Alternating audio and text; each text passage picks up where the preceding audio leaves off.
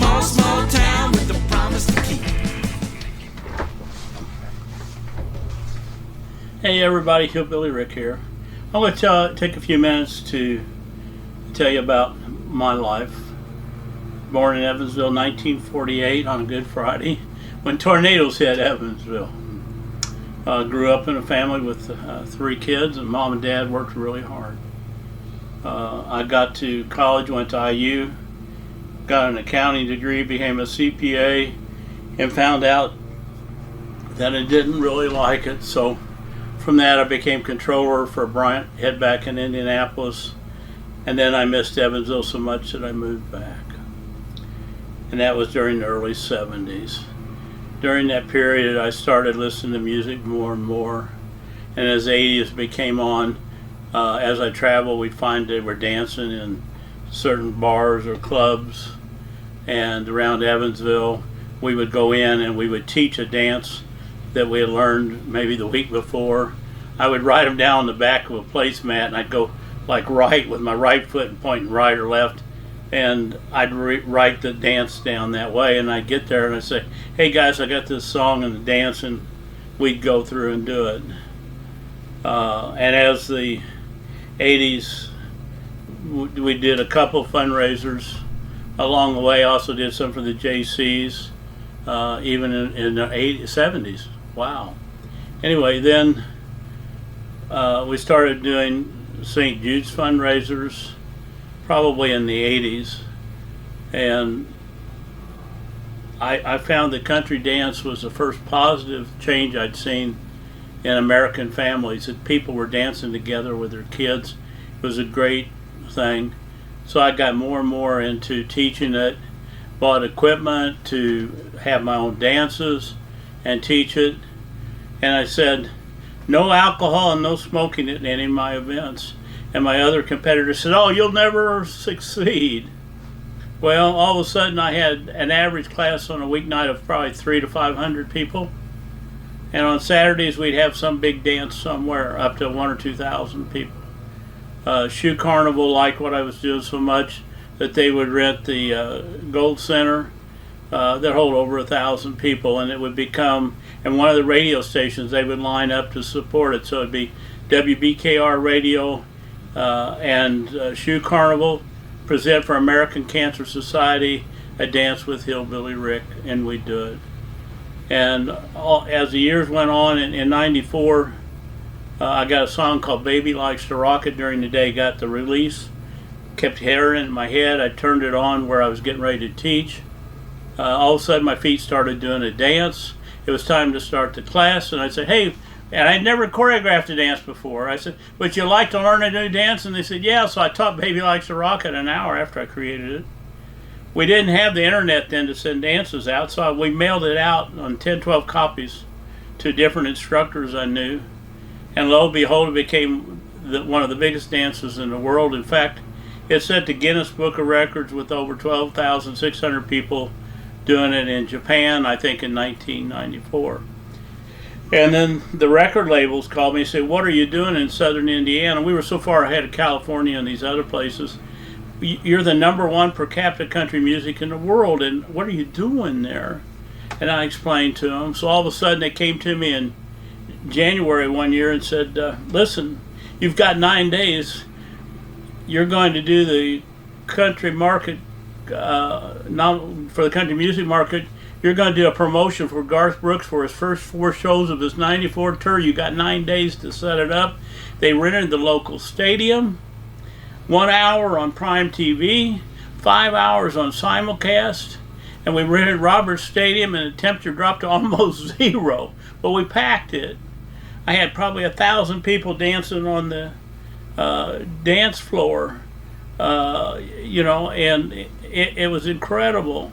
And we had our own screen, and it kept going and going. And then I got contacted by Graceland that said, would you come host the opening event for Graceland for Elvis Week in 1995? So it was the Elvis Wild Country with and Graceland for 1995 for the opening event. Wow, what a part of a lifetime. Well, now everybody else is starting to teach, and I help teach teachers. I'd go do events where we would teach teachers.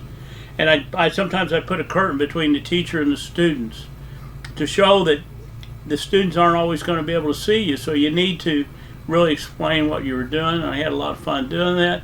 Next, here comes these calls. We're wanting you to Australia, we're wanting you England, we're wanting you in Germany. So I started touring the world, I don't know, 30, 40 countries, and I was gone all the time. You know, I think in '98 I took off, I don't know how many times, maybe 100 times, but I wasn't home only 17 days. Australia became my favorite place. Now, along the way, I ran into a guy by the name of Charlie Waddell, and he was starting a thing called Dance for the Child in Lima, Ohio, and he said, "Hillbilly Rick, would you come up and help do that as an entertainer?" And I said, "Absolutely." And I went up there, and it was great. Everybody worked together for the event. Tom, with a limo, would pick me up at Columbus or Dayton, Ohio, and get me to Lima, Ohio for the event Thursday, Friday, Saturday, Sunday, and get me back to the plane. I never asked for any money. Everybody did it together. 1 year or two, Ronnie Beard came with me, and one of the videos on my YouTube site will show Ronnie Beard singing "Bump and Grind," and I'm doing the dance or boom shake, and I'm doing the dance boom shake in the video. So that was pretty cool. So I start touring, and I want to make music that's made for dancers. So in Australia, I found a group called Australia's Tornadoes, and I helped them produce an album, and we made it all country music. We did Ghost Riders in the Sky, Yippee-yi-yi, Yippee-yi-yo, techno. It was unbelievable response. It went crazy. Well, all of a sudden, none of the labels would put the music out. But I went to Nashville and I handed out the record to DJs, and they put on Ghost Riders, and it'd come on their sound system and go boom. They go, wow, dancers got up and danced to it because nobody else had that bass intense music. So all of a sudden I get a call from a person at Arista that said, "We'd like to talk to you about your music." Well, in the meantime, my lead singer, Kay Hall, had gotten involved in Jehovah's Witnesses. So when the record label offered us a deal that was very unbelievable, Kate decided she didn't want to tour. She wanted to pursue her religion in Jehovah's Witnesses, and I went that way, so we didn't keep going. Now, along the way, every year I'd come back to do Dance for the Child, Dance for the Child, Dance for the Child. It was awesome. Every year it was different, and everybody was so friendly. And Charlie said, "We're going to do it 10 years, and then we're going to stop," because it did consume everybody. So the 10th year we did it. We were all there, and Charlie donated, I know, in excess of $100,000 for that last year we did in Dance for the Child. Now, I'm touring, and I come home. I'm in a bad accident. A lady in a big limo, a big Lincoln town car, hit me at about 70 to 80 mile an hour in the side, broke all my ribs. My head got smashed between the things. And I woke up on the emergency room table with a lady saying, "Mr. Myers, do you have a living will?" And I stopped and thought, and I said, "It's at my attorney's office. I'm supposed to sign it tomorrow at 2 o'clock. I said, "His name's Bill Bender in Poseyville. If you'll call him, he can come in, and I'll sign it so I can die," because I didn't want my kids to have to make decisions. And she said, "Well, I'll do that." But God wanted me to stay around. So COVID hit, and I was going to go do a song in Gulgong, Australia. And I was going to dance on top of Frog Rock Mountain, and I was going to do a song called Frog Rock Hop. Well, because of that and COVID, I gained weight. I've been fighting vertigo from my head being hit so much. The insurance just paid for my medical stuff, and that's about it. So my grandson was about maybe 5 at the time, and we always would play with Hot Wheels. And we liked making stuff. He and I made a Titanic, a full functioning 6-foot Titanic that we sank and saved with Flex Seal tape. You can see it on my YouTube site. Go back 4 or 5 years and type in Titanic. And he was playing with Hot Wheels, and I got playing, and we were rolling them on top of his iPad. And I said, the little kids could really do this instead of just pushing buttons on their iPad. How about I make racetracks, virtual racetracks, and we'll give these little kids Hot Wheels races to do it. Thus, Race for the Child became a reality. And I said, what we're going to do, we're going to end up making these virtual tracks and take time, which we have on my YouTube site that kids can watch them.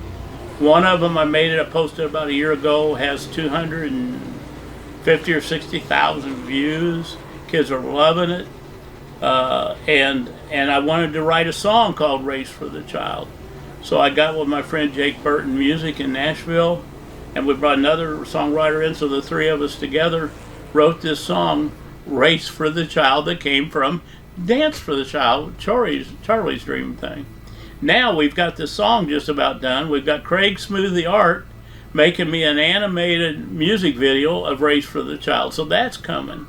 So we've got the song pretty well done. We're going to have an animated video, cartoon video, and we're going to have one from my race car. So I want to do something different. So during the eclipse, I raced 1,000 Hot Wheel cars, 170 feet, along with 3,000 marbles, 300 bouncy balls, so we could make a Race for the Child music video out of that too, you know. And Race for the Child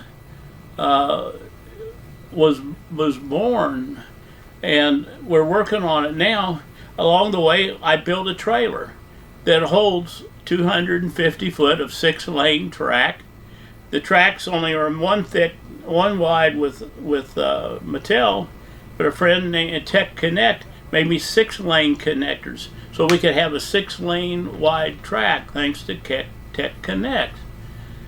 And we made this, and so we could take this about anywhere. Of course, I'm now 76 and having health issues, but we'd like to eventually take it to St Judes.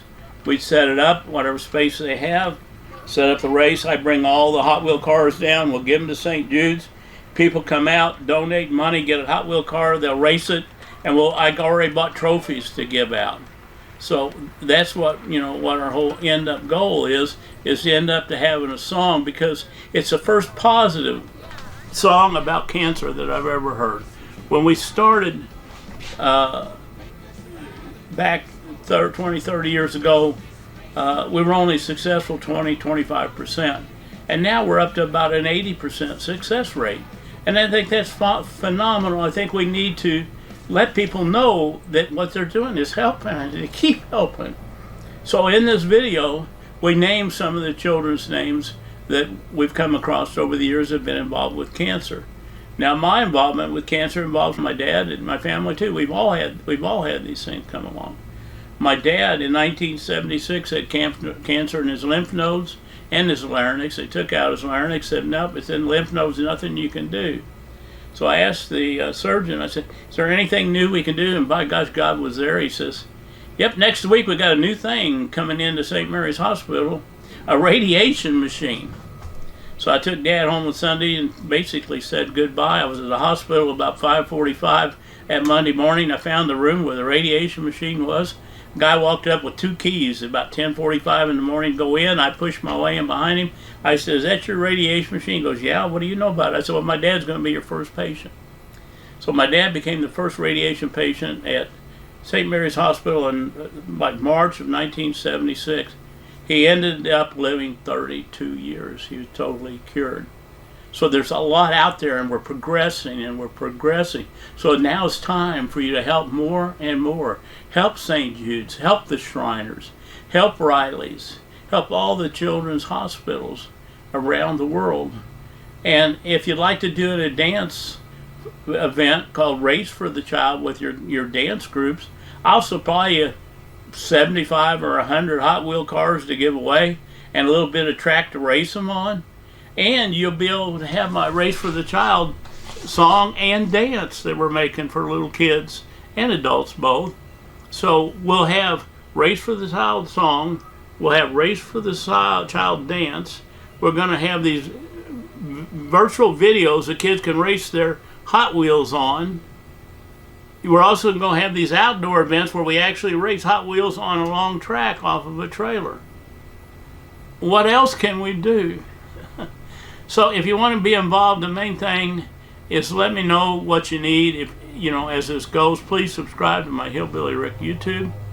And as you go, if you want to do a dance with Race for the Child and need some Hot Wheels cars, I'll send you a box or two of them. I'd like to get involved with Mattel. I've been paying full price for them so far. You can see I've given out 5,000s of them. But to get involved where we can get bigger groups and maybe we can ship them directly to the events. Now, to go further, what if every car show in America, they're everywhere, what if they had a Race for the Child? What if they had a Hot Wheels racetrack set up there, that we made a small one, and they took and raced all the car show guys while they're there? They go buy a Hot Wheels car, donate to St Judes or whatever charity they want. They race their cars and we give out trophies. Wouldn't that not be phenomenal? I would be glad to help with that. So I need somebody that can work with me and Mattel to work that out, so we could send Hot Wheels stuff to both dance events, hospitals, and car shows all over the world. So anyway, I know I've talked a lot more than I probably should have, but now it's Race for the Child. Yeehaw.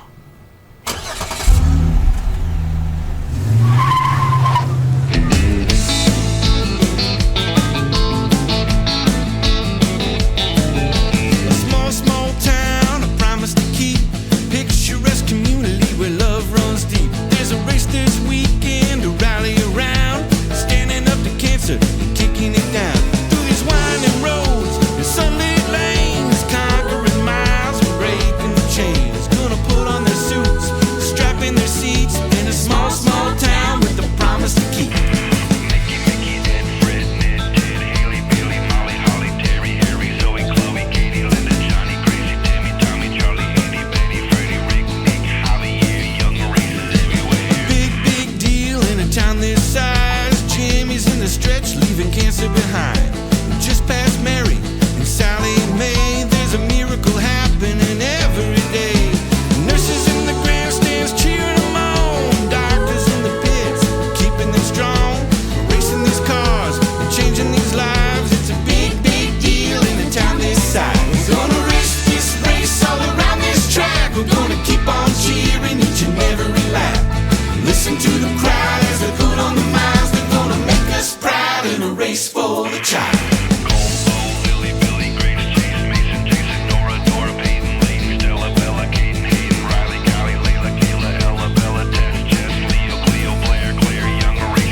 There's a neighbor in need who we stand behind, racing together with spirits aligned. Hope in our hearts, strength in our souls, standing together and sharing a goal.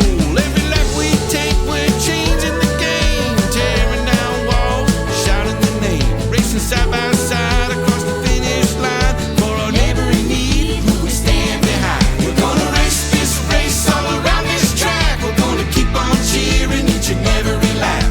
Listen to the crowd as they put on the miles. They're gonna make us proud in a race for the child.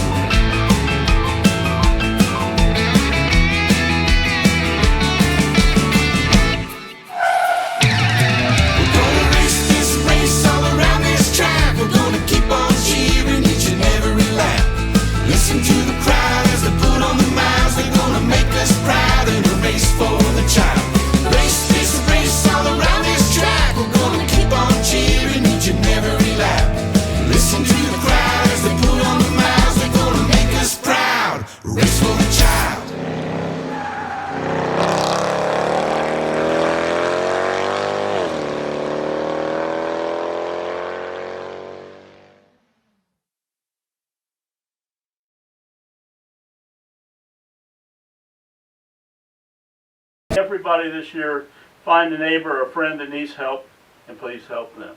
Ho, ho, ho, ho. Okay, Rudolph, let's get ready to go around the world.